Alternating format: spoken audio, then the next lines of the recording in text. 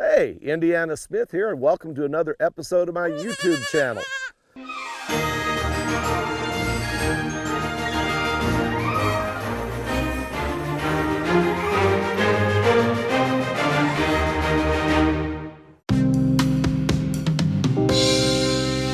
All right, well, here we are in my relic room. As I mentioned in our first video, I found my first arrowhead when I was about 5 or 6 years old, playing in a sand pile in the neighbor's yard.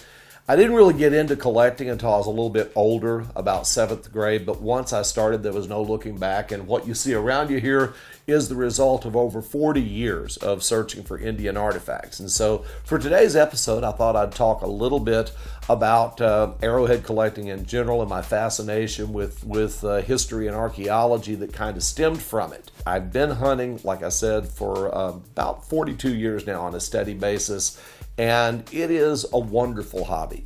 Unfortunately, it's an increasingly regulated hobby, so in addition to telling you a little bit about the things that I have found, I want to warn you against just a couple of pitfalls. Now, when I started out in the 1970s, you could pick up arrowheads almost anywhere and really never have to worry, unless you were just on posted property, about being run off or interfered with.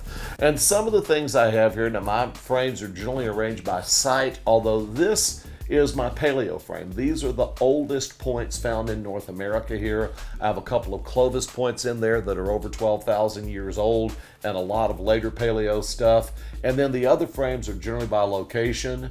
Let's see, this case is all from the North Sulphur River, where I took you guys on our first episode. I found a lot of artifacts up there and in the various feeder creeks that run into it. Basically, you can find artifacts anywhere you look. The Indians needed 3 things in order to have a camp. You look for high ground because they couldn't stand to be flooded, but they also had to have a water source close by. So a hillside overlooking a creek, and then timber and game.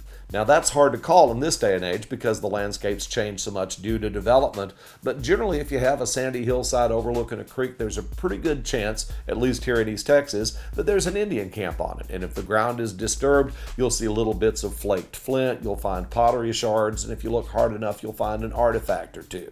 I started collecting seriously, like I said, in about 7th grade, and one thing that's very important to do, because these are little bits of archaeological data as well as pretty sharp pointed rocks. And so you want to keep a record of where your things come from. I'm going to walk you over to my desk and show you my artifact log.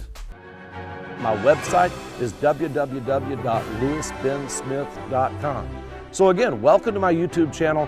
Please like, share, subscribe, tell your friends about it, and we'll see you in the next episode.